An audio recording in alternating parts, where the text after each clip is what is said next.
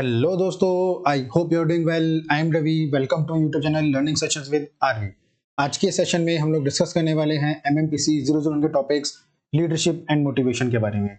जो बच्चे commerce background से हैं उन्होंने 12th क्लास में और ग्रेजुएशन में लीडरशिप और मोटिवेशन पढ़ा होगा, लेकिन जो बच्चे साइंस साइड से हैं, आर्ट साइड से हैं, उनके लिए टॉपिक्स नहीं होने वाले हैं और पढ़ने में थोड़ा इंटरेस्टिंग लगेगा, ताकि पता लगे कि जब हम एक ऑर्गेनाइजेशन को लीड करते हैं, अपने एक बिजनेस को लीड करते हैं, या आप किसी ऑर्गेनाइजेशन के टॉप पोजीशंस में हैं, तो वहां पे क्या क्वालिटीज चाहिए होती हैं एक अच्छे लीडर के अंदर, और किस तरीके से अपने जो सबऑर्डिनेट्स हैं उनको मोटिवेट किया जाता है। ठीक है, तो स्टार्ट करते हैं हमारा पहला टॉपिक लीडरशिप से।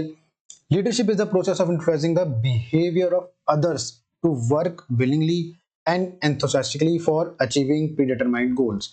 आप मान लीजिए एक ऑर्गेनाइजेशन के टॉप लीडरशिप में हैं, टॉप पोस्ट पे हैं, या आप कोई एक बहुत बड़ी कंपनी रन कर रहे हैं, तो आपके अंदर एक लीडरशिप क्वालिटी होना बहुत जरूरी है, ताकि आप लोग अपने जो नीचे के सबऑर्डिनेट्स हैं, अपने एम्प्लॉयज हैं, सबको एक पाथ प्रोवाइड कर सकें कि किस डायरेक्शन में जाना है, उनको इन्फ्लुएंस कर सकें, उनके बिहेवियर को आप चेंज कर सकें, अपने गोल्स के रिलेटेड, अपने ऑर्गेनाइजेशन के लिए पॉजिटिव इन्फ्लुएंस कर सकते हैं, ताकि आपके ऑर्गेनाइजेशन गोल्स के लिए वो लोग आपको सपोर्ट करें, हेल्प करें ग्रो करने में, जो आपके कॉमन गोल्स हैं ऑर्गेनाइजेशन के लिए उनको अचीव करने में हेल्प करें। ठीक, तो leadership is the process of influencing the behaviour of others, दूसरे के बिहेवियर को इन्फ्लुएंस करना, किस लिए? To work willingfully and enthusiastically for achieving predetermined goals, ताकि जो आपके गोल्स हैं, आपके ऑर्गेनाइजेशन गोल्स हैं, आपके बिजनेस के जो गोल्स हैं, उनको अचीव करने के लिए। अदर्स की यहाँ किसकी बात की जा रही है? एम्प्लॉयज की, सबऑर्डिनेट्स की। ठीक है, तो एक लीडरशिप क्वालिटी होना किसी भी सुपीरियर के अंदर या टॉप लेवल मैनेजमेंट के जो एम्प्लॉयज हैं उनके अंदर होना बहुत जरूरी है, अगर आपको अपनी कंपनी को ग्रो करना है तो। ठीक है, तो कौन कौन से इंपॉर्टेंट फीचर्स होते हैं लीडरशिप के लिए? पहला है leadership indicates ability of an individual to influence other. अगर आपको एक अच्छा लीडर बनना है, आपको अपने अंदर लीडरशिप क्वालिटी लानी है, तो आपके अंदर सबसे पहली एबिलिटी क्या होनी चाहिए? कि आप दूसरों को इन्फ्लुएंस कर सकें। ठीक है, leadership tries to bring change in the behaviour of others. तो लीडरशिप क्या ट्राई करता है? चेंजेस लाने के लिए अदर्स के अंदर। जैसे कि आप एक एग्जांपल ले सकते हो कि जब भी एनवायरनमेंट में अंदर चेंजेस आते हैं, तो एम्प्लॉयज हो गए या फिर ऑर्गेनाइजेशन हो गए, रेजिस्ट करती है, वो नए चेंजेस को जल्दी से अडॉप्ट नहीं करती है। तो वो लीडरशिप क्वालिटी होता है कि अपने एम्प्लॉयज को समझाना या उनको गाइड करना या उनको उनके बिहेवियर में चेंजेस लाना, कि जो नए चेंजेस हैं या जो इकोनॉमी के अंदर या ऑर्गेनाइजेशन के अंदर जो भी मॉडिफिकेशंस आ रही हैं, वो हमारे लिए पॉजिटिव है। तो काम किसका होता है? एक अच्छे लीडर का होता है। ठीक, leadership indicates interpersonal relationship between leaders and followers. ठीक है, लीडरशिप का काम सिर्फ लोगों को गाइड करना नहीं होता, इंटरपर्सनल रिलेशनशिप भी बना के रखनी होते हैं अच्छे। ठीक, किसके बीच में? ऑर्गेनाइजेशन के बीच में और टॉप मैनेजमेंट के बीच में बोल लो, या सुपीरियर सबऑर्डिनेट के बीच में बोल लो। ठीक है, तो एक इंटरपर्सनल रिलेशनशिप बना के रखना भी, गुड इंटरपर्सनल रिलेशन बना के रखना भी एक लीडरशिप क्वालिटी होती है। ठीक है, leadership is the exercise to achieve common goals of the organisation. जो हमारे ऑर्गेनाइजेशन के गोल्स हैं, तो सबऑर्डिनेट्स हो गए, एम्प्लॉयज हो गए, सब उसी तरफ चले, उसी गोल की तरफ चले और वो अचीव करें। ये किसका काम होता है? गुड लीडर का काम होता है। ठीक, it is a continuous process of behaviour. ये क्या है? एक कंटिन्यूअस प्रोसेस है लीडरशिप। ऐसा नहीं कि आपने 1 महीने किया, 2 महीने किया, ये एक फाइनेंशियल ईयर किया, फिर अगले साल नहीं करना पड़ेगा। आपको अगले साल जीरो से स्टार्ट करना पड़ेगा, दोबारा आगे कंटिन्यू करना पड़ेगा। जीरो तो नहीं बोलेंगे, लेकिन दोबारा उसको आगे कंटिन्यू रखना पड़ेगा, अगर आपको ऑर्गेनाइजेशन को कंटिन्यूसली ग्रो करना है स्टेप बाय स्टेप तो। ठीक है, आगे चलते हैं। Types of leadership. Types of leadership में आपके एमबीए में 2 तरह के क्वेश्चन आते हैं। पहला जो बहुत सिंपल होगा, क्या? कि explain the types of leadership. बहुत सिंपल क्वेश्चन, स्ट्रेट फॉरवर्ड है, लेकिन ये क्वेश्चन आएगा आपका 10 नंबर का, 15 नंबर का। तो वहां पे आपको ये तीनों टॉपिक्स पता होने चाहिए। ऑटोक्रेटिक लीडरशिप क्या होती है, पार्टिसिपेंट लीडरशिप क्या होती है, लीडरशिप लीडरशिप क्या होती है। क्योंकि अगर आपको ये आंसर 10 मार्क्स में लिखना है, तो आपको अच्छा खासा मटेरियल लिखना पड़ेगा, और वो कब लिख पाओगे? जब आपको टॉपिक्स आते होंगे। ठीक है, तो पहला स्ट्रेट फॉरवर्ड कौन सा पहला स्ट्रेट फॉरवर्ड क्वेश्चन क्या हुआ आपका? कि explain the types of leadership. ये बहुत सिंपल है, लेकिन जब ये क्वेश्चन मुश्किल बनता है, वो कैसे बनता है? जब आपका केस स्टडी आएगा 20 मार्क्स का, तो केस स्टडी आपको पूरा पढ़ना पड़ेगा, और वहां पूछेंगे कि आप इस केस स्टडी में कौन सा टाइप ऑफ लीडरशिप यूज किया गया है, एक्सप्लेन इट। अब वो आप कब कर पाओगे? जब आपको तीनों का मतलब पता होगा। तो चलिए तीनों को जानते हैं। पहला है ऑटोक्रेटिक लीडरशिप। ऑटोक्रेटिक लीडरशिप में क्या होता है, इसका सबसे पहले आपको एग्जांपल देता हूं, ये स्लाइड बाद में पढ़ेंगे। सबसे अच्छा एग्जांपल है इसका नॉर्थ कोरिया। ऑटोक्रेटिक बोल लो, डिक्टेटरशिप बोल लो, वो आता है कि एक ही इंडिविजुअल वो सारी पावर अपने पास रखता है और सबको सिर्फ ऑर्डर्स देता है करने के लिए।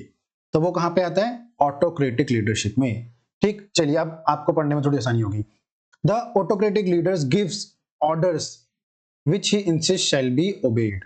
वो हमेशा ये सोचेगा कि जो मैं ऑर्डर दे रहा हूं वो सही है और जो मैंने बोल दिया नीचे वालों को मानना है, सबऑर्डिनेट्स को मानना है। He determines policies for the group without consulting them. वो क्या करता है, खुद ही पॉलिसीज बनाता है बिना नीचे वालों से कंसल्ट किए। And does not give detail information about the future plans. वो ये नहीं बताता कि हमारे फ्यूचर में क्या प्लान है, वो बस बताएगा कि अभी हमें ये करना है। बाकी वो अथॉरिटी अपने पास रखेगा, डिसीजन मेकिंग पावर अपने पास रखेगा, बस अपने सबऑर्डिनेट्स को, अपने एम्प्लॉयज को इतना बताएगा कि आपको अभी क्या करना है, आगे के फ्यूचर प्लान्स क्या है, आगे मैं क्या सोच रहा हूँ, या हमारी कंपनी कहाँ जाने वाली है, किस डायरेक्शन जाने वाली है, वो सब वो नहीं बताता नीचे। ये किसको बोलते हैं, ऑटोक्रेटिक लीडरशिप को। But simply tells the group what immediate steps to they must taken. अभी क्या करना है वो सिर्फ वो बताते हैं नीचे वाले सबऑर्डिनेट्स को, एम्प्लॉयज को। आगे फ्यूचर प्लान्स क्या है वो नहीं बताते, वो सिर्फ अपने पास रखते हैं। ठीक, इन other words N autocratic leader is one who centralize the authority in himself and does not delegate authority to his subordinate। ठीक है, ये तो समझ आ गया होगा अपने आप। पैराग्राफ ऊपर वाले का थोड़ा शॉर्टकट करके लिखा हुआ है इन्होंने कि ऑटोक्रेटिक लीडर क्या है, जो अपने पास सारी पावर सेंट्रलाइज रखता है, सारी अथॉरिटी अपने पास रखता है। ठीक है, सारी पावर्स अपने पास रखता है और वो डेलीगेट नहीं करता सबऑर्डिनेट्स को या एम्प्लॉयज को। ठीक, वो सिर्फ अपने एम्प्लॉयज को इतना बताएगा कि तुम्हें करना क्या है।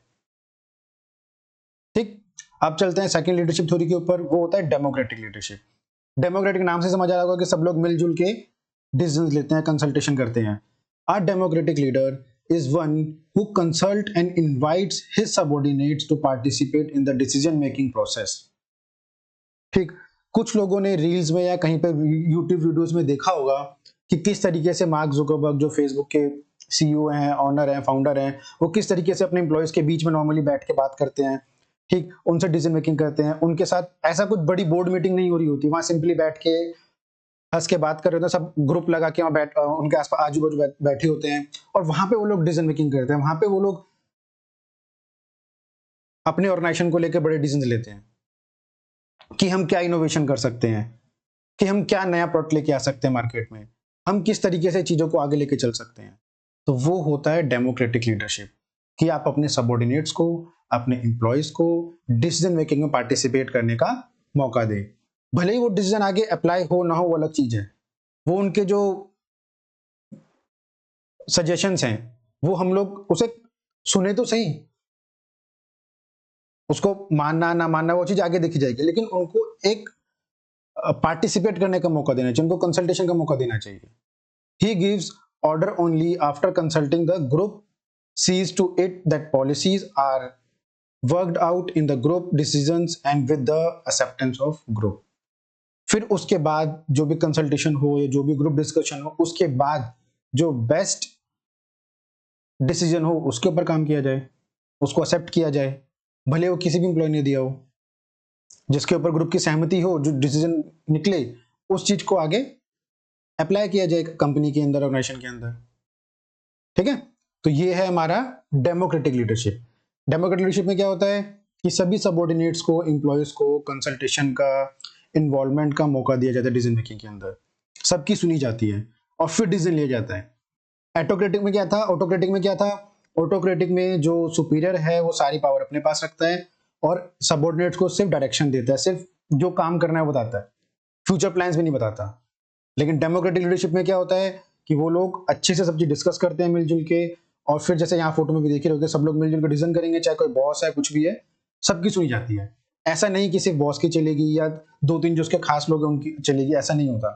पूरे ग्रुप की सुनी जाती है, सबसे गाइडेंस लिया जाता है, सबकी डिसीजन मेकिंग सुनी जाती है, सबके कंसल्टेशन जाते हैं, फिर उसके बाद जो बेस्ट रिजल्ट निकलता है पूरा ग्रुप उसके ऊपर सहमति देके आगे बढ़ते हैं। ठीक है, थर्ड है गया हमारा लेजिस्लेटिव लीडरशिप। लेजिस्लेटिव लीडरशिप में क्या होता है, a free rein leader does not lead.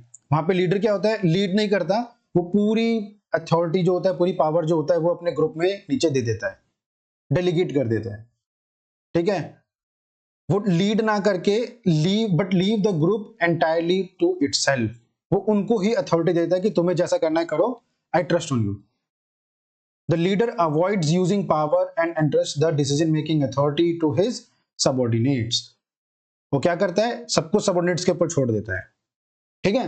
He does not direct his subordinate thereby giving them complete freedom of operation, ठीक है। ये आप एग्जांपल ले सकते हो, जैसे मान लीजिए कि अब फेसबुक है, अब फेसबुक की अलग अलग ब्रांचेस होती हैं कि अब फेसबुक यूएसए में अलग है, फेसबुक इंडिया करके इंडिया में अलग है, फेसबुक मतलब अलग अलग कंट्रीज में होती है। अब वहां पे अलग वीपी होते हैं, वहां पे अलग प्रेसिडेंट्स होते हैं, चाहे माइक्रोसॉफ्ट का ले लो, ठीक है, माइक्रोसॉफ्ट इंडिया हो गया, ठीक, मतलब उनके अलग अलग सब पार्ट्स भी बोल सकते हैं। तो वो लोग क्या करते हैं, उनको थोड़ा फ्री हैंड देते हैं करने के लिए, जैसे यूट्यूब इंडिया हो गया, तो थोड़ा फ्री हैंड देते हैं कि वो उस जगह को अपने हिसाब से मैनेज करें। जब कुछ बड़े चेंजेस आएंगे कि बहुत ज्यादा ड्रास्टिकली मार्केट डाउन जा रहा है या कुछ हो रहा है, तब वो लोग इंटरफेयर करेंगे, वरना वो लोग अपने सबऑर्डिनेट्स के ऊपर छोड़ देंगे, मतलब जो फेसबुक इंडिया वाली टीम है, यूट्यूब इंडिया की टीम है, उनके ऊपर छोड़ देंगे, तुम्हें जैसे मैनेज करना करो, तुम्हारी डिसीजन मेकिंग पावर तुम्हारे पास है, अथॉरिटी तुम्हारे पास है, तुम चलाओ, ठीक है। आगे बढ़ते हैं, आगे हमारा लीडरशिप थ्योरीज। लीडरशिप थ्योरीज अभी हम यहाँ पे सिर्फ 5 ही पढ़ने वाले हैं, वैसे तो बहुत सारी होती हैं, लेकिन जो 5 इंपॉर्टेंट है मैं उनको बता देता हूँ आपको। पहला है ट्रेड थ्योरी, दूसरा कंटिजेंसी थ्योरी, अगला है मैनेजर ग्रिड थ्योरी, अगला है path goal leadership theory and charismatic leadership theory. एक एक करके हम पांचों को पढ़ते हैं और फिर डिस्कस करते हैं इनको पांचों को। Trade theory of leadership, trait theory basically किस चीज के ऊपर आती है, बाय बर्थ, ठीक है।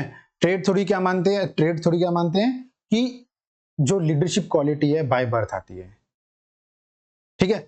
The trait theory propose that the theory trait theory of leadership in the late 1940s। अंदाजा लगा सकते हैं कि सेकेंड वर्ल्ड वॉर के टाइम पे हमारी ये ट्रेड थ्योरी आई थी, तो बहुत पुरानी थ्योरी है, इसीलिए ये लोग इस पुराने कंसेप्ट पे चल रहे हैं, लेकिन अब सिलेबस में तो पढ़ना पड़ेगा।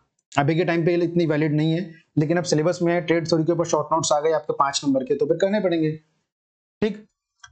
कहने का मतलब कि लीडरशिप हमारा यहाँ से स्टार्ट हुआ था टॉपिक, ये पहली थ्योरी हमारी लीडरशिप के ऊपर, कि he explained that an individual must possess the key personality traits and characteristics to be an effective leader and these traits are inherited by birth, ठीक है। ये थ्योरी क्या बोलती है कि लीडरशिप क्वालिटीज जो होती है वो बाय बर्थ होती है, ठीक। तो अभी ट्रेड थ्योरी आती है आपकी 5 नंबर की, तो आप उसके ऊपर लिख सकते हैं, आपको टॉपिक पता है कि ट्रेड थ्योरी का मतलब क्या होता है। जिन लोगों ने पढ़ा ही नहीं है वो एक्सप्लेन नहीं कर पाएंगे, भले छोटा क्वेश्चन है 5 नंबर का, लेकिन पता तो होना चाहिए क्या है। Trait theory of leadership, trait theory seeks to determine personal characteristics of effective leaders, it points out the personal trait or personal characteristics of a person make him an effective or successful leaders, ठीक है। जो उसके personal characteristics हैं, जो उसके personal, जो बोल सकते हैं हम लोग ट्रेड्स हैं, जो इनहेरिटेंस में उसको मम्मी पापा से मिले हैं, अपने पेरेंट्स से मिले हैं, वो उसको एक अच्छा लीडर बनाने में, इफेक्टिव लीडर बनाने में, सक्सेसफुल लीडर बनाने में हेल्प करते हैं, ठीक है। ये आप पढ़ लीजिएगा कि कौन कौन से ट्रेड्स होते हैं जो हमें इनहेरिटेंस में मिलते हैं, ठीक। आगे चलते हैं, contingency theory of leadership. Contingency to leadership क्या बोलता है हमारा, फैडलर्स की है। Fiedler's contingency model is one of the most serious and elaborate situational theory in the leadership literature. Fadler is probably the first researcher who recognized the need for a broader explanation of leadership phenomena anchored on situational variables, ठीक है। मतलब फैडलर जो है, इन्होंने पहली बार किसी ने जो बहुत ही ज्यादा एक्सप्लेन्ड थ्योरी निकाली थी किसके ऊपर, लीडरशिप के ऊपर। क्योंकि ट्रेड थ्योरी तो बहुत बेसिक कंसेप्ट था कि माप से तुम्हारी लीडरशिप मिलती है, जो कि पहले चलता ही था कि राजा का बेटा राजा बनेगा, भले उसमें काबिलियत हो या ना हो, ठीक है। लेकिन जो मॉडर्नाइज कंसेप्ट निकले, ठीक है, तो उसमें जो पहली लीडरशिप थ्योरी निकली वो कौन सी थी, कंटिजेंसी थ्योरी फैडलर की, जो ब्रॉडली एक्सप्लेन करके दी गई है हमें। उसमें क्या है, Fiedler's model is called a contingency model because the leader's effectiveness is partially contingent upon 3 major situational behaviours. और वो 3 मेजर सिचुएशनल बिहेवियर कौन कौन से हैं, पहला है लीडर मेंबर रिलेशंस, कि जो लीडर है और मेंबर है, ये इसको हम बोल सकते हैं जो सबऑर्डिनेट है और सुपीरियर है, उनके बीच का रिलेशन कैसा है, गुड है या बैड है, अच्छा है या बुरा है, ठीक है। It refers to the degree of the confidence. अगर मेंबर के बीच में और लीडर के बीच में रिलेशन अच्छा है तो उनके बीच में कॉन्फिडेंस होगा, अच्छा ट्रस्ट होगा, रिस्पेक्ट होगी, followers have an in the leader. ठीक है, उनके अंदर लीडर को लेके कॉन्फिडेंस होगा, ट्रस्ट होगा, रिस्पेक्ट होगी। It indicates the degree to which group members like the leader and are willing to accept the leader's behaviour as an influence on them. ठीक है, इजी है कि जितना ज्यादा मेंबर्स को अपने लीडर के ऊपर कॉन्फिडेंस होगा, ट्रस्ट होगा, रिस्पेक्ट होगी, वो उसकी उतनी ज्यादा बातें मानेंगे और उसके डिसीजंस को वो लोग उतनी जल्दी एक्सेप्ट करेंगे, are willing to accept the leader's behaviour. ठीक है, तो ये एक बहुत बड़ी चीज है कि जो मेंबर्स हैं, जो सबॉर्डिनेट्स हैं, उनका अच्छा रिलेशन होना चाहिए किसका, लीडर के साथ, अपने सुपीरियर के साथ। ठीक है, आज के टाइम पे जब हम देखते हैं ऑर्गेनाइजेशंस के अंदर सब लोग अपने बॉस से चिढ़ते हैं। अगर अपने बॉस से चिढ़ेंगे तो उसके जो डिसीजंस हैं वो कैसे एक्सेप्ट करेंगे, उसको उनको लेके कॉन्फिडेंस कैसे आएगा, उनको लेके ट्रस्ट कैसे बिल्डअप होगा, रिस्पेक्ट कैसे फील होगी। तो जब तक लीडर और मेंबर का रिलेशन अच्छा नहीं होगा तब तक लीडरशिप क्वालिटीज या लीडरशिप अच्छे से ग्रो नहीं करेगी वहां पे। ठीक है, तो ये सिर्फ सबॉर्डिनेट का काम नहीं है कि अच्छी लीडरशिप हो, सुपीरियर को भी एक अच्छा रिलेशन मेंटेन करना होता है सबॉर्डिनेट के साथ, ताकि एक कॉन्फिडेंस बिल्डअप हो, ट्रस्ट बिल्डअप हो, रिस्पेक्ट बिल्डअप हो, और जो भी लीडर डिसीजंस ले, फिर जो भी वो आगे डिसीजन मेकिंग करे या स्टेप्स ले ऑर्गेनाइजेशन के लिए, तो मेंबर्स हैं जो सबॉर्डिनेट्स हैं वो उसको एक्सेप्ट करें। ठीक है, और वो कब होगा, जब उनके बीच में रिलेशन अच्छा होगा लीडर और मेंबर के बीच में। ठीक है, अगला है task structure. It measures the extent to which the task perform by subordinate is a routine और नॉन रूटीन। ये देखना पड़ेगा जो टास्क है वो रूटीन में है, नॉन रूटीन में है। In other words task structure refer to the how routine and predictable the work task it is. ठीक है, तो ये भी देखना पड़ेगा कि उनके बीच का जो मतलब टास्क स्ट्रक्चर जो है वो वेल डिफाइंड है या नहीं है, जो रूटीन वर्क है वो ये या प्रेडिक्टेबल है नहीं है, कुछ नया टास्क दिया जा रहा है हर बार एम्प्लॉय को, तो वो सब देखना होता है। ठीक है, तीसरा क्या है जो हमने तीन पढ़े थे, हमने यहाँ पे देखा था कि थ्री मेजर सिचुएशनल वेरिएबल। तो पहला क्या था, वेरिएबल्स जो थे, पहला लीडर मेंबर रिलेशन, दूसरा टास्क स्ट्रक्चर, और तीसरा leader position power. It refers to the degree to which the leader has at his disposal various rewards and sanction। ठीक है, मतलब जो लीडर है उसके पास पावर्स होती हैं कि वो अपने एम्प्लॉयज को या सबऑर्डिनेट्स को रिवॉर्ड दे या सैंक्शंस दे। सैंक्शन मतलब कि एक तरह से बोल सकते हो कुछ पनिशमेंट दे। ठीक है, his authority over group members, the degree to which this authority supported by the organisation. तो सुपीरियर के पास या लीडर के पास जितनी ज्यादा अथॉरिटी होगी वो उतने अच्छे से चीजों को लेके चल सकता है। अब वो पॉजिटिव भी हो सकता है, नेगेटिव भी हो सकता है। ठीक है, तो अब उन्होंने यहाँ पे वही बताया है कि जो फेडरल क्लासिफिकेशन है सिचुएशन वेरिएबलनेस का, कि लीडर मेंबर का रिलेशन है वो गुड है या पुअर है। ठीक है, अब देखो हम यहाँ से अब एंटर करते हैं इसमें, तो अगर गुड होगा तो हम इस कैटेगरी में जाएंगे, पुअर होगा तो हम इस कैटेगरी में जाएंगे। ठीक है, उसके बाद टास्क स्ट्रक्चर हाई है लो है, हाई है लो है, वो देखना होगा। अगर गुड के बाद अगर वो हाई में जाते हैं तो इस कैटेगरी में, लो में जाते हैं इस कैटेगरी में, पुअर में हाई में इस कैटेगरी में, और लो में, मतलब ऊपर से हम लोग इन कैटेगरीज में डिवाइड करते जाएंगे। ठीक, एक लीडर पोजीशन पावर, अब जो लीडर की पोजीशन पावर है वो स्ट्रांग है या वीक है। स्ट्रांग मतलब कि उसको ज्यादा अथॉरिटी दी है, रिवॉर्ड सैंक्शन की या नहीं दी है। ठीक, वो स्ट्रांग पोजीशन में है या वीक पोजीशन में, तो वो यहाँ पे देखेंगे। अगर मान लो कि किसी ऑर्गेनाइजेशन का जो लीडर मेंबर रिलेशनशिप है वो गुड है, ठीक है, वहां पे टास्क स्ट्रक्चर भी हाई है और जो लीडर की पोजीशन है वो भी स्ट्रांग है, तो वो कौन सी सिचुएशन में आएगा, वन में। और वन कौन सी होती है, वेरी वेरी फेवरेबल। ठीक है, तो वो सबसे बेस्ट सिचुएशन रहेगी किसी ऑर्गेनाइजेशन के लिए as per contingency theory of leadership. ठीक, यहाँ पे फोर्थ वही बताया गया है, फेवरेबलनेस ऑफ द सिचुएशन, कि सिचुएशन कितनी फेवरेबल है एक लीडर के लिए वहां पे काम करने के लिए। ठीक है, depending on the high and low category of the situations variables, Fiedler developed 8 possible combinations, 1 to 8 possible combinations है कि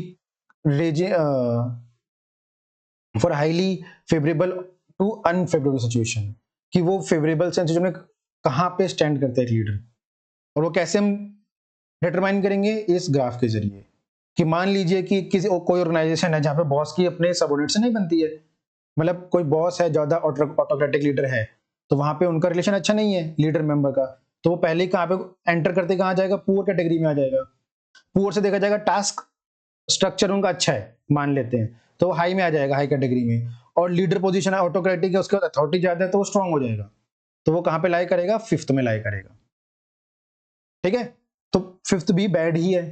1 to 8 में अगर आप 5 पे लाई कर रहे हो तो इज नॉट गुड। तो ऑर्गेनाइजेशंस को इन चीजों पे भी ध्यान देना चाहिए अगर उनको अपनी प्रोडक्टिविटी और बाकी सब चीजें इंप्रूव कर रही हैं तो। ठीक है, अगला टॉपिक है हमारा managerial grid theory. Managerial grid theory आपका लास्ट एग्जाम्स में आया हुआ है, शॉर्ट नोट्स के अंदर, शॉर्ट नोट्स के अंदर आ सकता है, शॉर्ट नोट्स के नहीं अंदर तो केस स्टडीज के अंदर आ सकता है। ठीक है, केस स्टडीज में कैसे आएगा मैं बताता हूँ आपको बाद में अभी। ठीक, पहले हम पढ़ते हैं कि शॉर्ट नोट्स में आएगा तो मैनेजरियल ग्रिड थ्योरी होता क्या है, आपको एग्जाम में क्या लिखना है। ठीक, क्योंकि जिस जो एग्जाम में सीधे इस टॉपिक को पढ़ेंगे, explain the managerial grid theory, कुछ नहीं लिख पाएंगे क्योंकि कोई पढ़ा ही नहीं। और ये ऐसा भी नहीं कि आप नाम पढ़ के समझ पा रहे हो कि क्या है। ठीक, तो ऐसे टॉपिक्स पढ़ना बहुत जरूरी है कि एग्जाम में आपको पता हो कि क्या टॉपिक में है, क्या कुछ तो लिखो अगर 5 नंबर 10 नंबर क्वेश्चन आ रहा है तो। ठीक, तो पहला है हमारा, leaders can be oriented towards both task and persons. ठीक है, जो लीडर होता है वो उसको दोनों चीजों के लिए ध्यान रखना होता है। किन चीजों के लिए, एक तो प्रोडक्शन के लिए और पर्सन, पर्सन मतलब एम्प्लॉइज। ठीक है, लीडर को दोनों चीजों पे ध्यान रखना है। किन दोनों चीजों पे, कि आपका जो टास्क है, प्रोडक्शन है, कि वो किस लेवल पे जा रहा है। यहाँ पे इन्होंने उसको ग्राफ के जरिए बताया गया है कि इन्होंने यहाँ पे प्रोडक्शन को 1 से लेकर 9 तक मार्क्स दिए, और यहाँ पे कंसर्न ऑफ पीपल को, मतलब आप कितने एम्प्लॉय ओरिएंटेड हो, उसको 1 से लेकर 9 तक मार्क्स दिए हैं। ठीक है, अब उसको कैसे बांटेंगे आगे बात करते हैं। ठीक है, ये पूरा जो आपका टॉपिक चलेगा वो इस जो आपका ये ग्राफ है इसके ऊपर चलेगा, तो ग्राफ को अच्छे समझ लेना। ठीक है, एग्जाम में आप अगर ये थ्योरी एक्सप्लेन करते हो तो ग्राफ बनाना कंपलसरी है, और ग्राफ बना के उसे एक्सप्लेन करना और ज्यादा कंपलसरी है, तो इस पे अच्छे ध्यान देना जब मैं समझाऊंगा तो। ठीक है, this theory by Blake and Mouton 1978 has a popular application of both task and person orientation. According to this theory, leaders are the most effective when they achieve a high and balanced concern of people and for tasks. सीधी सी बात है, सबसे अच्छी और best combination कौन सा रहेगा, जब कोई भी एम्प्लॉय बेस्ट अपना प्रोडक्शन यूज करे और बेस्ट अपना एम्प्लॉयज को कंसर्न करे, वो उसका दोनों। यहाँ पे 9/9 आएगा, ये गलत है थोड़ा। ठीक है, तो वो कौन सा सबसे बेस्ट कौन सा रहेगा, जब आपका कोई भी कंपनी अपने एम्प्लॉयज के बारे में ज्यादा सोचे और अपने ऑर्गेनाइजेशन के बारे में ज्यादा सोचे, मतलब प्रोडक्शन के बारे में और एम्प्लॉयज के बारे में। ठीक है, इसको 9/9 लिख लो, वो थोड़ा मिस्टेक हो गया। Each leader can be rated somewhere along 9 each of the axes from 1 to 9 depending on his orientation as shown in the figure. तो हर जो भी एम्प्लॉयर है, जो भी लीडर है, उसको हम मार्क्स देंगे। किस तरीके से मार्क्स देंगे, 1 से लेकर 9 तक, कि वो अपने प्रोडक्शन में, प्रोडक्शन बोले तो क्वालिटी, वॉल्यूम, मशीनरी किस तरह की यूज करते हैं, इनोवेटिव मशीन यूज कर रहे हैं, पुरानी मशीन यूज कर रहे हैं, तो प्रोडक्शन पे कितना ध्यान रखते हैं वो लोग। ठीक है, ऐसा तो नहीं कि पैसा बचाने के चक्कर में लो क्वालिटी प्रोडक्ट यूज कर रहे हैं या प्रोड्यूस कर रहे हैं। ठीक, क्वालिटी तो कॉम्प्रोमाइज नहीं कर रहे, या बड़े वॉल्यूम में बनाने के चक्कर में हमारे जो फिनिशिंग है वो अच्छी नहीं हो रही है। तो सब चीजों को देखना है कि वो प्रोडक्शन को लेके कितना कंसर्न है। यहाँ पे हम लोग आईफोन का एग्जांपल ले सकते हैं। आईफोन क्या है, लिमिटेड यूनिट्स निकालते हैं, लेकिन जो क्वालिटी है वो बहुत अच्छे से मेंटेन रखते हैं। ठीक है, तो कंसर्न ऑफ प्रोडक्शन वहां पे क्या है, 9/9 मिलेंगे। तो वही देखना पड़ेगा कि आप जिस ऑर्गेनाइजेशन का मैनेजर ग्रेड बना रहे हैं, तो वो प्रोडक्शन को लेके कितने कंसर्न है। साइड बाय साइड हम यहाँ पे मार्क्स देंगे उनको कंसर्न फॉर पीपल, कौन से पीपल, एम्प्लॉइज, एम्प्लॉइज को लेके वो लोग कितना कंसर्न है। ठीक है, जैसे मान लो कि हम किसी भी मतलब हम एक कंपनी उठाते हैं, वो प्रोडक्शन में उनको 3 मार्क्स देते हैं और एम्प्लॉइज को यहाँ पे 4 मार्क्स देते हैं, तो वो यहाँ पे लाई करेगा। ठीक है, तो वो यहाँ पे लाई करेंगे। तो अब यहाँ पे लाई करने के बाद वो कौन से ब्रैकेट में आ रहे हैं, अब ब्रैकेट्स कैसे हैं, यहाँ पे 5 ब्रैकेट बनाए गए हैं। पहला इम्प्रोवाइज्ड, ठीक, इसको अगली स्लाइड में देखो मैंने अच्छे से एक्सप्लेन किया हुआ है। पहला है इम्प्रोवाइज्ड मैनेजमेंट। इम्प्रोवाइज्ड मैनेजमेंट कौन सा है, minimal concern for production or people. This style of management results in employees during the minimal required. यहाँ पे वो क्या कर रहा है कि जो प्रोडक्शन है उसके लिए भी कम ध्यान दे रहा है, लो में आ रहे हैं, और जो हमारे एम्प्लॉयज हैं उनके ऊपर भी कम ध्यान दिया जा रहा है। इसीलिए इसका नाम क्या दिया गया है, इम्प्रोवाइज्ड। इम्प्रोवाइज मतलब अगर कोई भी कंपनी इस ब्रैकेट में लाई कर रही है तो उसको इम्प्रूव करने की जरूरत है, क्योंकि ना तो वो प्रोडक्शन में अच्छी है और ना ही वो एम्प्लॉयज को लेके अच्छी है। इजी, आगे चलते हैं। अगला क्या बोलता है हमें, अथॉरिटी कंप्लायंस मैनेजमेंट 9 और 1। हाई कंसर्न फॉर प्रोडक्शन, यहां पे क्या किया जा रहा है, प्रोडक्शन के ऊपर बहुत ज्यादा ध्यान दिया जा रहा है, and low concern for people. This style of management tend to result in the effective operations. ये कहां पे आता है, प्रोडक्शन के ऊपर 9 मतलब हाई रेंज में आ रहा है प्रोडक्शन और एम्प्लॉइज लो रेंज में आ रहे हैं। तो ये जो ब्रैकेट होता है, ये ब्रैकेट क्या शो करता है हमें कि हम लोग ऑपरेशंस पे ज्यादा ध्यान दे रहे हैं, ठीक, प्रोडक्शन पे ज्यादा ध्यान दे रहे हैं हम लोग, और एम्प्लॉयज के बारे में ज्यादा ध्यान नहीं दे रहे। तो उस कंपनी को क्या जरूरत है, प्रोडक्शन अच्छा कर रहे हैं, वेल एंड गुड है, लेकिन आपको एम्प्लॉयज पे भी ध्यान देना है ताकि हम लोग ऊपर इस ब्रैकेट में आ सके। इस ब्रैकेट में कहां पे, जहां पे एम्प्लॉयज पे भी ध्यान दिया जाता है पूरा और प्रोडक्शन पे भी ध्यान दिया जाता है। ठीक है, अगला क्लब कौन सा है हमारा, अगला है कंट्री क्लब। कंट्री क्लब में क्या है, कंट्री क्लब 109 वाला मैनेजमेंट है, जहां पे लो कंसर्न ऑफ प्रोडक्शन है और हाई कंसर्न फॉर पीपल। जहां पे प्रोडक्शन पे ध्यान नहीं दिया जा रहा लेकिन एम्प्लॉयज के ऊपर पूरा ध्यान दिया जा रहा है। This style of management creates a working environment where employees feel comfortable. यहाँ पे क्या क्रिएट किया जा रहा है, एक वर्किंग एनवायरनमेंट क्रिएट किया जा रहा है अच्छा कंट्री क्लब के अंदर, जहाँ पे एम्प्लॉयज बहुत अच्छे से उनके ऊपर हाई प्रायोरिटी दी जा रही है, लेकिन आप प्रोडक्शन अच्छी नहीं कर रहे हो, लो प्रोडक्शन कर रहे हो, लो कंसर्न फॉर प्रोडक्शन है, तो मार्केट में आपका प्रोडक्ट बीट नहीं कर पाएगा। आपने एम्प्लॉयज के लिए तो वर्किंग एनवायरनमेंट बना लिया अच्छा, उनके लिए सब अच्छा कर रखा है, लेकिन दिक्कत कहां आ रही है कि आपका जो प्रोडक्शन है उस पर आप ध्यान कम दे रहे हो। तो अगर आपको लॉन्ग टर्म तक मार्केट में सस्टेन करना है तो आपको प्रोडक्शन लेवल भी इंक्रीज करना पड़ेगा अपना। ठीक है, अगला आता है हमारा middle of the road 5-5 management. समझ ही गए होगे अब तो, इतना समझाया तो। Moderate level of concern for both people and production. This style management balance needs to compromise result in adequate performance. तो यहाँ पे क्या लाई करता है, ये एकदम बीच में लाई करता है, मिडल ऑफ द रोड। तो यहाँ पे क्या करना है आपको, यहाँ पे आपको जो एम्प्लॉयज का कंसर्न है वो भी बढ़ाना है और जो प्रोडक्शन का कंसर्न है वो भी बढ़ाना है, ताकि आप टीम मैनेजमेंट पे जा सके। टीम मैनेजमेंट क्यों जाना है, जहां पे आपका प्रोडक्शन लेवल भी अच्छा हो और एम्प्लॉयज के लिए कंसर्न भी अच्छा हो। ठीक है, तो हर ऑर्गेनाइजेशन का गोल कहां पे है, पहुंचना यहाँ पे। अगर आप वेस्टर्न कंपनीज देखोगे, वेस्टर्न कंपनीज मतलब माइक्रोसॉफ्ट देख लो, गूगल देख लो, फेसबुक देख लो, उन लोगों का कल्चर देखोगे कि उन्होंने अपने ही जो उनका इंडिया में देख लो, इंडिया में गूगल के जो हेडक्वार्टर्स बने हुए हैं, ठीक है, तो वहां पे सब कुछ मिलता है, आपको खाने को मिलेगा, सोने को मिलेगा, स्विमिंग पूल्स हैं, सब जिम है, सब उन्होंने अपने कंपनी के अंदर ही बना रखा है, बिल्डिंग के अंदर ही। क्यों, कि एम्प्लॉयज को बाहर नहीं जाना पड़े। आप सुबह ऑफिस जल्दी आओ, यहीं पे जिम करो, यहीं पे अपना काम करने लग जाओ नाश्ता करके, आपको कहीं दूसरी जगह जाने की जरूरत ही नहीं है, ताकि एम्प्लॉयज डिस्ट्रैक्ट ना हो, काम को लेके ज्यादा मोटिवेटेड फील करें और ज्यादा फोकस होकर काम कर सकें। तो वो आपका एम्प्लॉय कंसर्न भी बहुत ज्यादा हाई है, और उनका प्रोडक्शन लेवल तो बताने की जरूरत है ही नहीं, क्योंकि कितना अच्छा चलता है उनका, चाहे वो एप्पल लो चाहे आप गूगल लो, उनका प्रोडक्टिविटी लेवल भी कितना अच्छा रहता है। तो वो लोग यहाँ लाए करते हैं टीम मैनेजमेंट में। जो कि नई कंपनीज हैं या जो अभी डेवलप हो रही है, उनको भी ये सीखना बहुत जरूरी है कि सिर्फ एम्प्लॉयज को अच्छा करने से आप कंट्री क्लब में तो आ जाओगे, लेकिन प्रोडक्शन नहीं हो पाएगा अच्छा, प्रोडक्शन लेवल अच्छा नहीं हो पाएगा। अगर आप सिर्फ प्रोडक्शन के ऊपर ध्यान दोगे, एम्प्लॉयज पर ध्यान नहीं दोगे, तो आपका एम्प्लॉयज आपसे नाखुश रहेंगे, फिर कंपनी छोड़ के जाएंगे। तो आपको दोनों पे ध्यान देना है, ताकि आप टीम मैनेजमेंट के में पहुंच सके और आपका जो एम्प्लॉयज है वो भी खुश रहे और प्रोडक्शन लेवल खुश रहेगा, तो आपका कस्टमर बेस खुश रहेगा। ठीक है, आपको ऑलरेडी बता चुका हूँ 9th में क्या है, तो आप लोगों को समझ आई गया होगा। टीम मैनेजमेंट, टीम मैनेजमेंट के अंदर क्या है, high levels of concern for people and production. This style of management results in the superior performance for the committed employees. ठीक, जैसे कि आप देख ही सकते हो कि गूगल के एम्प्लॉयज हैं कितने खुश रहते हैं, चाहे फेसबुक है, गूगल है, कि वहां पे क्या होता है कि एम्प्लॉयज का कंसर्न भी रखा जाता है, प्रोडक्शन भी रखा जाता है, ताकि जो आपके एम्प्लॉइज हैं उनका जो परफॉर्मेंस है वो सुपीरियर आ सके, वो बेस्ट निकल सके।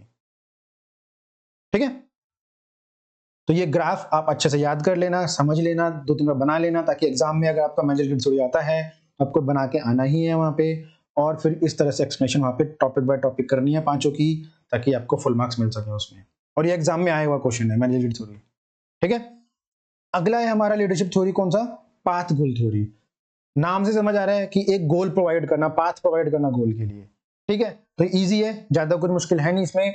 Developed by Robert House, the path goal theory is the one of the most respected approaches to the leadership.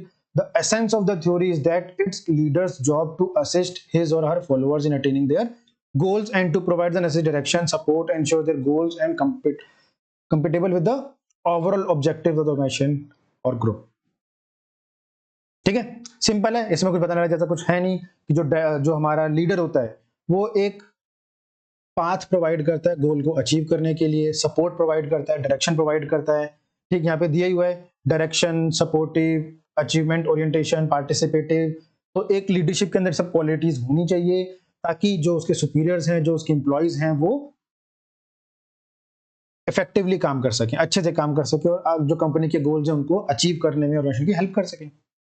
According to this theory, leaders attempt to influence their subordinates, participatives of the layoff for accomplishing their goals and show them ways to achieve the goals. वो अलग अलग तरीके बता सके कि अच्छा ठीक है, ये वर्क नहीं कर रहा, ये तरीका ले लो, अच्छा ये भी तुम्हारा हेल्प नहीं कर रहा है, तो फिर तुम ये इस तरीके से इस काम को कर लो।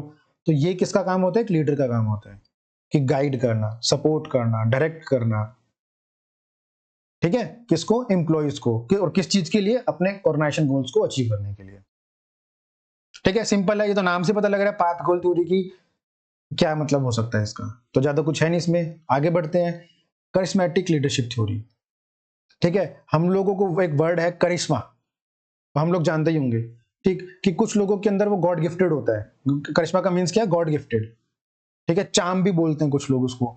ठीक, कि ये कुछ लीडर्स के अंदर होता है, कि आप उनके साथ रहोगे तो फील होता है, करिश्मा जो हो गया या उनका चार्म हो गया।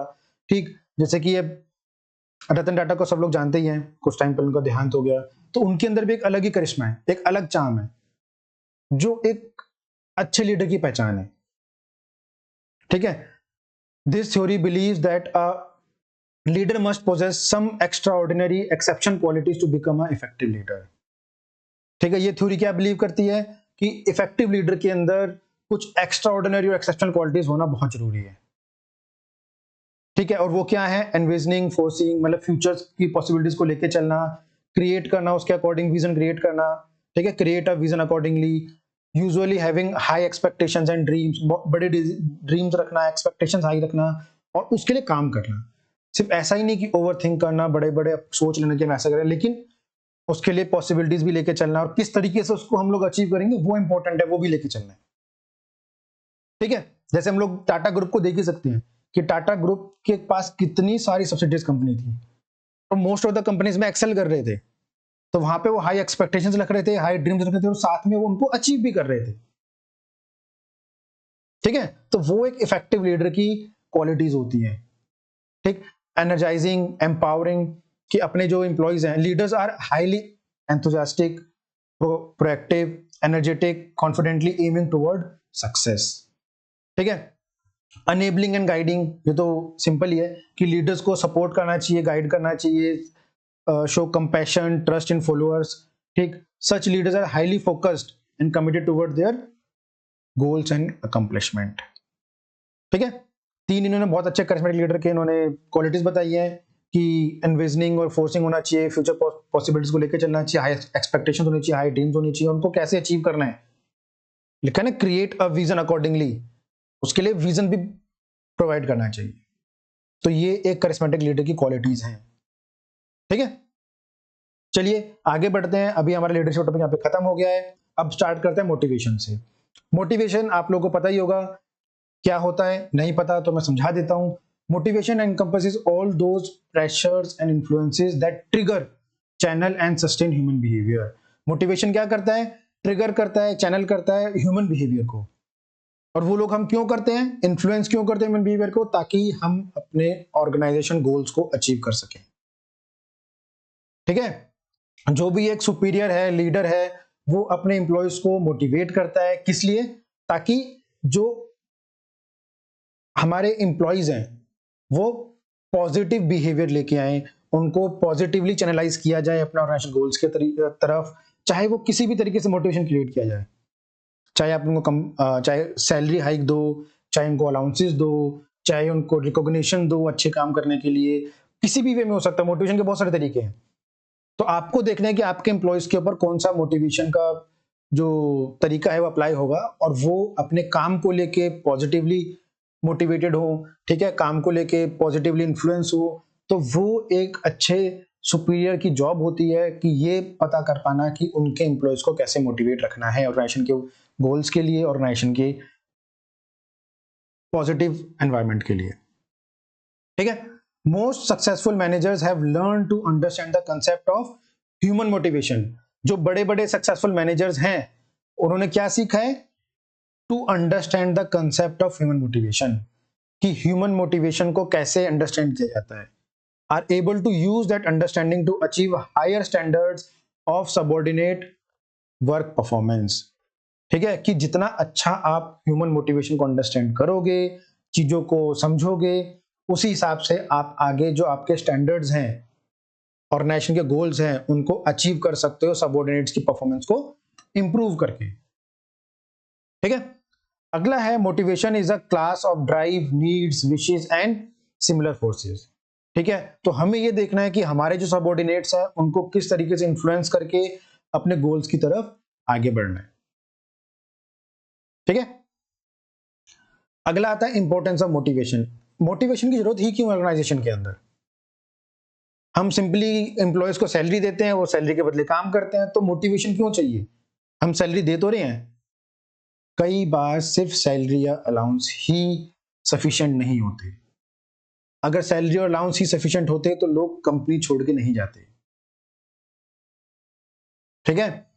पहली चीज इन्होंने बताई गई है, put human resources into action. ठीक है, एक आप बड़ी ऑर्गेनाइजेशन बना रहे हो या आप कोई कंट्री भी चला रहे हो, तो वहां पे ह्यूमन रिसोर्स बहुत ही इंपॉर्टेंट चीज होती है। आपके जो ह्यूमन रिसोर्स हैं वो किस लेवल तक वो ट्रेंड है, किस लेवल तक ऑर्गेनाइज्ड है, किस लेवल तक आप उनको यूज कर रहे हो, किस चीज के लिए? अपने ऑर्गेनाइजेशन के गोल्स के लिए। वो मैटर करता है कि इन फ्यूचर आपकी ऑर्गेनाइजेशन कहां स्टैंड करेगी। ठीक है, तो ह्यूमन रिसोर्स जो होते हैं वो बहुत ही इंपॉर्टेंट सोर्स होता है या रिसोर्स होता है किसी भी ऑर्गेनाइजेशन के लिए या किसी भी कंट्री के लिए। हो सकता है कि आप बड़े बड़े कॉलेजेस में जाके टॉपर्स एमबीए ले आओ, टॉपर्स इंजीनियर्स ले आओ अपने ऑर्गेनाइजेशन में, लेकिन वो आपके आके काम ही ना करें। जो उनकी एफिशिएंसी है वो उसका आधा भी यूज ना करें। आपके पास ह्यूमन रिसोर्स तो है लेकिन वो यूज नहीं हो रहा है, तो एट द एंड उसका नेगेटिव इंपैक्ट किसको पड़ेगा? ऑर्गेनाइजेशन को पड़ेगा। तो इसलिए मोटिवेशन का जरूरत होता है कि ताकि आप अपने सबऑर्डिनेट्स को, अपने एम्प्लॉयज को मोटिवेट रख सको, चाहे वो किसी भी वे से रखो। अपने एम्प्लॉयज को मोटिवेट रखो towards organisation goals, towards organisation positive results. तो जितना वो मोटिवेटेड रहेंगे, ऑर्गेनाइजेशन के प्रति डेडिकेटेड रहेंगे, उतना जितना आप अपने ह्यूमन रिसोर्स को एक्शन में रखोगे, उतना ही ज्यादा आपके ऑर्गेनाइजेशन को ग्रो करने में हेल्प मिलेगी। ठीक है। अगला भी टॉपिक ऐसा ही है, improves level of efficiency of employees. जो आपके एम्प्लॉयज है उनकी एफिशिएंसी इंप्रूव करता है मोटिवेशन। ठीक है, आप भले ही अपने एम्प्लॉयज को उतनी ही सैलरी दे रहे हो, उतने ही अलाउंसेस दे रहे हो, लेकिन जब वो अच्छा काम करता है तो आप उसको रिकॉग्निशन देते हो। ठीक है, कई बार आप 4 लोगों के बीच में किसी की तारीफ भी कर दे बॉस, तो वो उसी में खुश हो जाता है, पूरे दिन बहुत अच्छे से काम करते हैं एम्प्लॉयज। ठीक है, तो उसको बोलते हैं improves level of efficiency of employees. कई ऑर्गेनाइजेशन में होता है कि मंथ ऑफ द एम्प्लॉय रखते हैं, ईयर ऑफ द एम्प्लॉय रखते हैं। वो किस लिए रखते हैं? ताकि पूरे साल या पूरे महीने जो एम्प्लॉयज है डेडिकेशन से काम कर सके कि हमें उस कैटेगरी में आना है। तो क्या कर रहे हैं वहां पे at the end? Efficiency improve कर रहे हैं सारे एम्प्लॉयज की। ठीक है, तो ये भी एक मोटिवेशन का पार्ट है, रिकॉग्निशन, रिवॉर्ड्स। ठीक। अगला है leads to achievement of organisation goals. ये हमने डिस्कस कर ही लिया, मैंने समझा तो बता ही दिया कि जितना एम्प्लॉयज मोटिवेटेड फील करेंगे उतना ऑर्गेनाइजेशन के गोल्स के लिए काम करेंगे, जितना वो अपने आप को ऑर्गेनाइजेशन से जुड़ा हुआ मानेंगे। ठीक है, अगला है बिल्ड फ्रेंडली रिलेशनशिप, कि सबऑर्डिनेट सुपर के बीच फ्रेंडली रिलेशनशिप होना चाहिए ताकि वो लोग चीजें डिस्कस कर सकें। जितना फ्रीली चीजें डिस्कस करेंगे उतना ही जो सुपीरियर है सबऑर्डिनेट्स को समझेगा, और जितना वो समझेगा ह्यूमन बिहेवियर को, उनकी जो पर्सनल सिचुएशंस है उसके हिसाब से वो उनको मोटिवेट कर सकता है। ठीक है, लीड कर सकता है, मोटिवेट कर सकता है। लास्ट है leads to stability of the work place. जितना अच्छा हमारे वर्क एनवायरनमेंट क्रिएट होगा, मोटिवेशन क्रिएट होगा, उतना ज्यादा ऑर्गेनाइजेशन में स्टेबिलिटी क्रिएट होगी, वर्क एनवायरनमेंट उतना अच्छा रहे। ठीक है, ये था इंपॉर्टेंस ऑफ मोटिवेशन, कि मोटिवेशन की जरूरत क्यों ही पड़ती है ऑर्गेनाइजेशन में। ठीक है, अगला टॉपिक है हमारा Maslow hierarchy of needs. Commerce background के बच्चों ने बहुत बार पढ़ा होगा, ठीक, फिर भी मैं एक बार रिपीट कर देता हूं, और साइंस और आर्ट्स वालों के लिए नया है तो अच्छे से सुन लेना। ठीक, पहला है हमारा फर्स्ट स्टेप, कौन सा है? Psychological needs. पहली बात ये समझ लो कि Maslow hierarchy needs theory exam में पूछा जाने वाला सबसे ज्यादा इंपॉर्टेंट टॉपिक है मोटिवेशन से, तो शांति समझ लेना, जिसने पढ़ा भी हुआ है वो भी दोबारा शांति से सुन लो। ठीक, मैस्लो हायरार्की ऑफ थ्रीज बहुत फेवरेट टॉपिक है एग्जामिनर का। एग्जाम में या तो वो आपसे सिर्फ मैस्लो हायरार्की और नीड्स पूछ लेगा, या सारी थ्योरीज पूछ लेगा मोटिवेशन की। ठीक है, या नहीं तो एक क्वेश्चन दे देगा आपको केस स्टडी का, और पूछ लेगा कि जो एम्प्लॉय है वो इनमें से कौन सी कैटेगरी में बिलोंग करता है। और वो कैसे पता लगेगा? जब आपको आता होगा। ठीक है, तो पहले करते हैं साइकोलॉजिकल नीड्स। इंडिया के मोस्ट ऑफ द एम्प्लॉयज जो है इसी नीड्स में लाई करते हैं, जो बोलते हैं ना रोटी कपड़ा मकान, air water food shelter sleep clothing reproduction. तो रोटी कपड़ा मकान कि बहुत लोगों की यही नीड्स पूरी नहीं हो पा रही है, तो बहुत सारे एम्प्लॉयज जो हैं अगर उनकी ये नीड्स भी फुलफिल हो जाएं तो वो उसी में ही मोटिवेटेड फील करते हैं। ठीक है, जैसे आपने देखा होगा कि ऑफिस के पियोन हो गए, सिक्योरिटी गार्ड हो गए, उनको सैलरी टाइम पे मिल जाए उसी में खुश है। क्यों? क्योंकि उनको अपना घर चलाना है, उनको उनको सिर्फ साइकोलॉजिकल नीड्स पूरी करनी है, रोटी कपड़ा मकान। ठीक, जब एक एम्प्लॉय की, जैसे मान लो अब आप लोग एमबीए कर रहे हो, एमबीए क्यों कर रहे हो आप? क्योंकि आपको पता है ग्रेजुएशन के बाद जो मैं जॉब करूंगा वो इतनी अच्छी सैलरी नहीं होगी कि, और वो मेरी सिर्फ साइकोलॉजिकल नीड्स ही पूरी कर पाएगा। तो आप लोग सेफ्टी नीड्स की तरफ जा रहे हो कि हमें पर्सनल सिक्योरिटी चाहिए, जॉब सिक्योरिटी चाहिए, एम्प्लॉयमेंट चाहिए, रिसोर्सेज चाहिए, हेल्थ, प्रॉपर्टी, इन चीजों की तरफ जाना है। यही तो रीजन है आप एमबीए कर रहे हो। ठीक है, तो आप लोग डायरेक्ट ही सेकंड ग्रुप में आ गए, सेफ्टी नीड्स में। ठीक, तो कोई भी कंपनी में, ऑर्गेनाइजेशन में, अब जरूरी नहीं है कि सब एम्प्लॉय जीरो से ही स्टार्ट करें। ठीक है, लेकिन एक किसी भी एम्प्लॉय की पहली नीड कौन सी होती है? Psychological needs. साइकोलॉजिकल नीड मतलब रोटी कपड़ा मकान। जब उसकी वो फुलफिल होती है तो वो अगली कैटेगरी में चला जाता है, उसको बोलते हैं सेफ्टी नीड्स। सेफ्टी नीड मतलब कि जॉब सिक्योरिटी चाहिए, एम्प्लॉयमेंट चाहिए। आप इसको बेसिक तरीके से ले सकते हो कि एक बंदे ने ग्रेजुएशन की और 20,000 रुपए की जॉब ज्वाइन कर ली, और वो 20,000 रुपए की जॉब करेगा तो उसकी कौन सी नीड्स पूरी हो रही है? 20,000 रुपए में साइकोलॉजिकल नीड्स पूरी हो रही है, रोटी कपड़ा मकान। ठीक है, फूड शेल्टर और वाटर जो भी है। ठीक, अब उसके बाद सेफ्टी नीड, जब वो थोड़े टाइम तक 1 साल 2 साल इस जॉब में काम कर लेगा, तब उसको लगेगा नहीं यार मैं लाइफ में क्या कर रहा हूं। अब उसकी जो साइकोलॉजिकल नीड थी उससे वो मोटिवेट नहीं फील करेगा। ठीक है, आप उसको टाइम पे सैलरी दोगे तब उसको वो सेम मोटिवेशन फील नहीं होगा जो 2 साल पहले होता था। क्यों नहीं होगा? क्योंकि अब उसकी नीड्स चेंज हो चुकी हैं, अब वो चला जा चुका है सेफ्टी नीड्स पे। अब उसको जॉब सिक्योरिटी चाहिए। ठीक है, उसको हेल्थ कॉन्शियस है, प्रॉपर्टी लेनी है, मतलब अब उसकी नीड्स इंप्रूव हो रही है। तो Maslow hierarchical theory of needs यही बोलता है, या नीड्स ऑफ थ्योरी यही बोलता है कि एम्प्लॉयज की टाइम टू टाइम नीड्स जो होती है वो इंप्रूव होती जाती है। ठीक है, जब आप उनकी साइकोलॉजिकल नीड्स पूरी करोगे थोड़ा टाइम बाद वो सेफ्टी नीड्स पे जाएंगे। जब वो सेफ्टी नीड्स पूरी कर लेंगे तब वो कहां जाएंगे? लव एंड बिलोंगिंगनेस, या इसको हम लोग सोशल नीड्स भी बोलते हैं। सोशल नीड्स मतलब friendship, family, sense of connection. ठीक है, मतलब एक जो बोलते हैं ना कि एक रिलेशन हो गया, ठीक, या कंपनी के अंदर एक जगह, कि हाँ ये एम्प्लॉय है, ये हमारे लिए इतना इंपॉर्टेंट है, ठीक, तो वो सोशल नीड्स पे जाते हैं। कब? जब सेफ्टी नीड्स पूरी हो जाती है। और जब आपकी सोशल नीड्स पूरी होती है, किसी भी एम्प्लॉय की सोशल नीड्स पूरी होती है, तब वो जाता है एस्टीम नीड्स पे।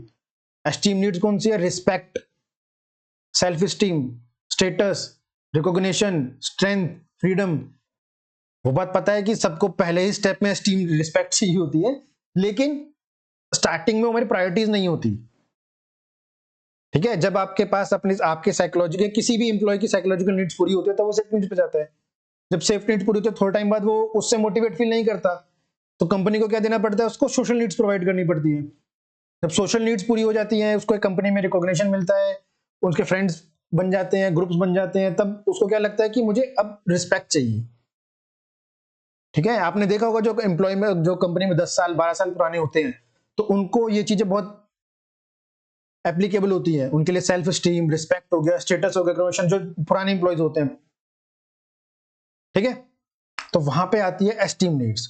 जब एक एम्प्लॉय एस्टीम नीड्स पूरी मतलब अचीव कर लेता है, तब एक लास्ट डिजायर कौन सी आती है, या लास्ट नीड्स कौन सी आती है?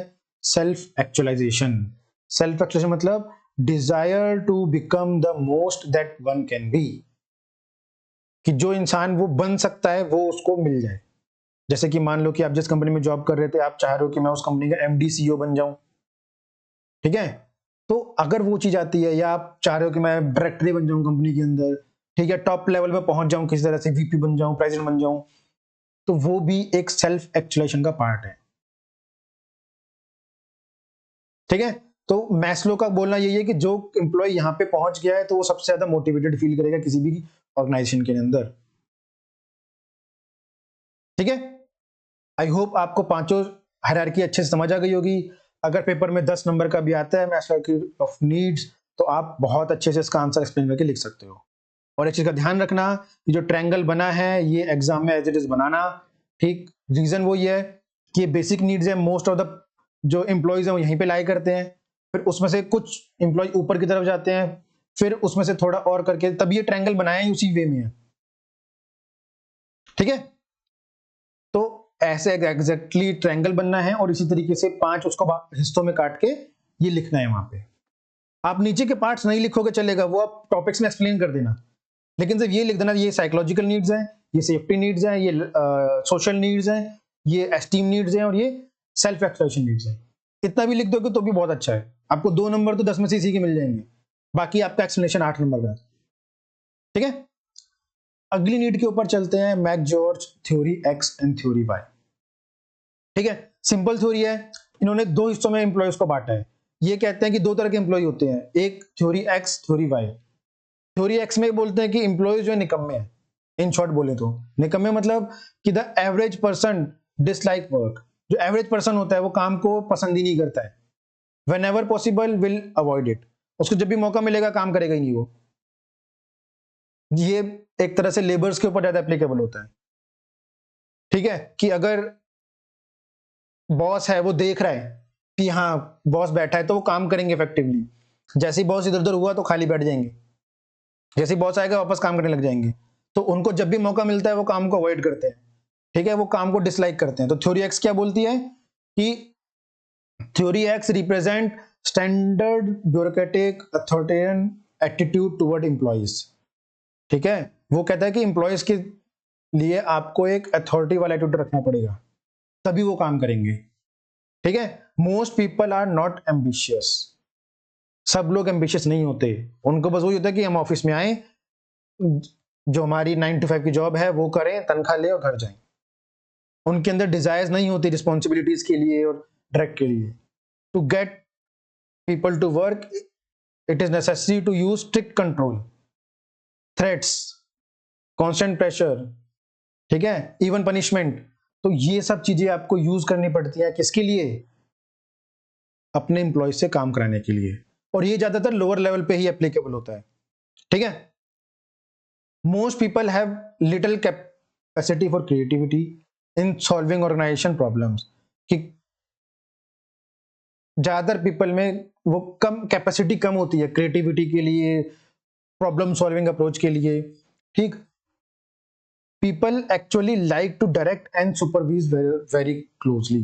तो उन तरह के लोगों को क्या करना पड़ता है, डायरेक्ट करना पड़ता है, सुपरवाइज करना पड़ता है very closely. Time to time आके चेक करना पड़ता है, हाँ भाई 2 घंटे पहले इतना काम हुआ था, अब कितना हुआ, जो सुबह से क्या किया है, आज पूरे दिन क्या किया है। तो उन लोगों को सुपरवाइज करना पड़ता है दिन भर। किसमें? थ्योरी एक्स में, ठीक है। थ्योरी एक्स में बेसिकली क्या बोला जाता है कि एम्प्लॉयज एम्बिशियस नहीं है, वो वर्क अल्कोहलिक नहीं होते हैं, वो काम को पसंद नहीं करते, वो अवॉइड करते हैं काम करना, तो इसलिए उनके लिए पनिशमेंट्स हो गया या कांस्टेंट प्रेशर बनाना पड़ता है, थ्रेट बनाना पड़ता है, स्ट्रिक्ट कंट्रोल रखना पड़ता है, सुपरवाइज करना पड़ता है, डायरेक्ट करना पड़ता है वेरी क्लोजली, तब उनसे काम निकलवाना पड़ता है, ठीक है। अब इसका उल्टा आता है थ्योरी वाई। मैक जियोर्ज की जो थ्योरी वाई है वो क्या बोलती है? थ्योरी वाई सिंपली बोलती है कि assume that people are not by nature lazy और अनरिलायबल। वो नेचुरली लेजी या अनरिलायबल नहीं होते, वो काम को एंजॉय करते हैं, शो इनिशिएटिव, वो इनिशिएटिव शो करते हैं काम को लेके, इमेजिनेशन शो करते हैं, सेल्फ डायरेक्शन, कि वो खुद ही, उनको आप बोलोगे कि ये काम ऐसे करना है, वो उसको और अच्छा वे निकाल के उसको और अच्छे तरीके से काम को कर लेंगे, कि मैंने भी इसमें ये इंप्रोवाइज किया है, आपने मुझे इतना बताया था, मैंने इसमें ये 2 चीज और इंप्रोवाइज करी है। उनके अंदर सेल्फ कंट्रोल होता है चीजों को लेके। ऐसा नहीं कि आपका एम्प्लॉयर थोड़ी देर के लिए उधर गया तो आप फोन चलाने बैठ गए या काम छोड़ दिया, ठीक है। तो थ्योरी वाई क्या होते हैं? वो सेल्फ मोटिवेटेड लोग होते हैं, वो काम को एंजॉय करते हैं, खुद इनिशिएटिव लेते हैं, खुद सेल्फ डायरेक्टेड या सेल्फ कंट्रोल यूज करके आगे काम को और अच्छे तरीके से, जितना उन्हें बताया जाता है उससे भी अच्छे तरीके से काम करते हैं, ठीक है। आगे 4 पॉइंट दिए, मैं पढ़ लेता, बाकी आपको समझ आ गया थ्योरी वाई में क्या बोला गया है। Work is a natural activity like playing and rest if it conditions are favourable. अगर कंडीशन फेवरेबल है तो वो काम अच्छे से करते ही हैं। और इन लोगों को क्या होता है थ्योरी वाई में, इनको ग्रो करना होता है, ठीक है। तो इसलिए वो लोग काम को लेके ज्यादा वर्क अल्कोहलिक होते हैं या फिर चीजों को लेके ज्यादा इनिशिएट लेते हैं, ताकि उनको नई चीजें सीखने में हेल्प मिलती है। क्लोज सुपरविजन, इन लोगों को ज्यादा ध्यान रखना नहीं पड़ता, थ्रेट्स वगैरह पनिशमेंट की जरूरत नहीं पड़ती है, not the only way to get people to do things, ठीक है। Motivation occur at the social steam. यहाँ पे कौन से लेवल पे आके देखो, ये मैस्लो की थ्योरी के कौन से आगे 4 स्टेज पहुंच गए सीधा। ये कौन सा मोटिवेशन है? ये social steams, self exploration level, मतलब टॉप लेवल की बात कर रहे हैं, as well as psychological and security levels, ठीक है। तो यहाँ पे क्या है कि जो मेनली जो लोग होते हैं सोशल स्टीम्स और सेल्फ एक्सप्लोरेशन पे ध्यान देते हैं, ठीक है। साइकोलॉजिकल सिक्योरिटी नीड्स उनकी नीड्स रहती हैं, लेकिन वहां पे वो रिस्पेक्ट के लिए ज्यादा काम करते हैं, ठीक है। और सेल्फ एस्टीम के लिए, रिस्पेक्ट के लिए, रिकॉग्निशन के लिए, सेल्फ एक्सप्रेशन नीड के लिए, उनके लिए ज्यादा काम करते हैं। एस साइकोलॉजिकल सिक्योरिटी तो रहता है, लेकिन इन पे ज्यादा ध्यान रहता है उनका, ठीक। People can be self directed, be creative at work if properly motivated. तो थ्योरी वाई क्या बोलता है कि अगर आप प्रॉपरली मोटिवेट करोगे एम्प्लॉयज को तो वो सेल्फ डायरेक्टेड रहेंगे और क्रिएटिव रहेंगे काम के जरिए। तो वो यही बताना चाह रहे हैं कि थ्योरी वाई में अगर आप एम्प्लॉयज को मोटिवेटेड रखोगे तो आपका जो एम्प्लॉयज है, आपको उनके ऊपर क्लोज सुपरविजन नहीं रखना पड़ेगा। जो अच्छे एम्प्लॉयज हैं उनके ऊपर आपको थ्रेट भी इंपोज नहीं करना पड़ेगा, और वो लोग अपने आप ही सेल्फ डायरेक्टेड डायरेक्शन के साथ, सेल्फ कंट्रोल के साथ काम को एंजॉय करते हुए नए इनिशिएटिव्स लेके आपकी कंपनी में काम करेंगे और आपके गोल्स को अचीव करने में हेल्प करेंगे, ठीक है। लास्ट थ्योरी हमारी हैसबर्ग की 2 फैक्टर थ्योरी। 2 फैक्टर थ्योरी क्या बोलती है? Herzberg develop motivation hygiene theory on the basis of studies to understand factors affecting satisfaction और dissatisfaction in the work environment. ये सिंपली बोलता है कि कुछ फैक्टर्स ऐसे होते हैं जो कि एम्प्लॉयज को वर्क एनवायरनमेंट के अंदर 2 चीजें देते हैं, क्या? या तो सेटिस्फैक्शन या डिससेटिस्फैक्शन। या तो एम्प्लॉय वर्क एनवायरनमेंट में खुश होगा या खुश नहीं होगा। और वो कौन से हैं क्लासिफाइड? वो फैक्टर्स कौन से क्लासिफाइड किए हैं? एक मोटिवेटर और दूसरा hygiene factor. Simply hygiene factor नाम से पता लग रहा है कि आपका जो वर्क ऑर्गेनाइजेशन है, जहां पे आप काम कर रहे हो, फैक्ट्री है या जो भी आपका ऑफिस है, वहां पे हाइजीन फैक्टर कैसा है, वहां पे हाइजीन मेंटेन है या नहीं है, साफ सफाई रहती है नहीं रहती। रीजन क्या है इसका? देखो सिंपली है, ज्यादा मुश्किल नहीं है, बहुत सिंपल थ्योरी है। These are the basic factor in a job, also known as extensive factor. Although they may not provide a positive satisfaction. ऐसा हो सकता है कि आपने हाइजीन मेंटेन किया है, सब चीजें अच्छी है, साफ सफाई मेंटेन की है, हो सकता है वो आपको पॉजिटिव सेटिस्फैक्शन ना दे, बट लेकिन absence of this factor leads to dissatisfaction. अगर आप हाइजीन मेंटेन नहीं करोगे तो डिससेटिस्फैक्शन जरूर क्रिएट हो जाएगा, ठीक है, वैसे हाइजीन मेंटेन रहता है तो पॉजिटिव एनवायरनमेंट रहता है, वो सच है। Example of hygiene factors including status, job security, salary and fringe benefits. तो उन्होंने यहाँ पे हाइजीन फैक्टर क्या बोला है, स्टेटस, जॉब सिक्योरिटी, सैलरी और फ्रिंज बेनिफिट्स, इसको इन्होंने हाइजीन फैक्टर बोला है। ठीक है, तो यहाँ पे क्या है कि आप ये सब चीजें मेंटेन करोगे तो जरूरी नहीं है कि वो पॉजिटिव सेटिस्फेक्शन प्रोवाइड करें, लेकिन अगर आप ये नहीं करोगे तब डिससेटिस्फेक्शन जरूर क्रिएट हो जाएगा कि आप सैलरी टाइम पे नहीं दे रहे हो, ठीक, या जॉब सिक्योरिटी नहीं है, एम्प्लॉय के अंदर स्टेटस नहीं है, बेनिफिट्स नहीं दे रहे, एक्स्ट्रा बेनिफिट्स अलाउंसेस नहीं दे रहे हो, तो डिससेटिस्फेक्शन जरूर क्रिएट करेगा। और ये हाइजीन फैक्टर एक बहुत बड़ा फैक्टर होता है जिसकी वजह से एम्प्लॉयज जो होते हैं स्विच करते हैं। ठीक है, अगला है हमारा मोटिवेटर्स। मोटिवेटर्स क्या बोलते हैं, these factors are internal to the jobs that provide satisfaction. वही मोटिवेशन तो हम टाइम पढ़ ही रहे हैं, पूरा टॉपिक ही पढ़ लिया मोटिवेशन तो हमने। और ये क्या करते हैं, इंट्रिंसिक फैक्टर्स है। Absence of this factor may not yield to dissatisfaction. जरूरी नहीं है कि अगर आप मोटिवेशन नहीं करोगे या मोटिवेशन एब्सेंस होगा डिससेटिस्फेक्शन क्रिएट होगा, जरूरी नहीं है। सब एम्प्लॉयज को मोटिवेशन नहीं चाहिए होता, ठीक है, कुछ लोगों को करियर में ग्रो करना होता है, एक्सेल करना होता है, तो वो लोग सेल्फ मोटिवेटेड भी रहते हैं। लेकिन but there presence in a job gives a sense of satisfaction. अगर आप मोटिवेशन क्रिएट रखते हो अपने वर्क एनवायरनमेंट में तो वो आपके एम्प्लॉयज के अंदर एक सेंस ऑफ सेटिस्फेक्शन क्रिएट करेगा, जो कि आपके ऑर्गेनाइजेशन गोल्स को हेल्प करने में बहुत बड़े लेवल पे, अचीव करने में बहुत बड़े लेवल पे हेल्प करता है। ठीक है, examples of motivator are job challenge, advancement, autonomy and responsibilities. ठीक है, कि आप कितने एडवांसमेंट प्रोवाइड करते हो, कितने ऑटोनॉमी प्रोवाइड करते हो, कितनी रिस्पांसिबिलिटीज प्रोवाइड करते हो अपने सबऑर्डिनेट्स को, क्या क्या जॉब चैलेंजेस फेस करने पड़ते हैं। ठीक, तो अगर आप मोटिवेशंस का ध्यान नहीं रखोगे तो जरूरी नहीं कि वहां डिससेटिस्फैक्शन क्रिएट होगा, लेकिन अगर आप उसका ध्यान रखते हो तो जो आपका वर्कफोर्स है, जो आपके पास ह्यूमन रिसोर्स है, आप उसी में ही बहुत अच्छा परफॉर्म कर सकते हो, सेम रिसोर्सेज से, सेम ह्यूमन रिसोर्सेज से।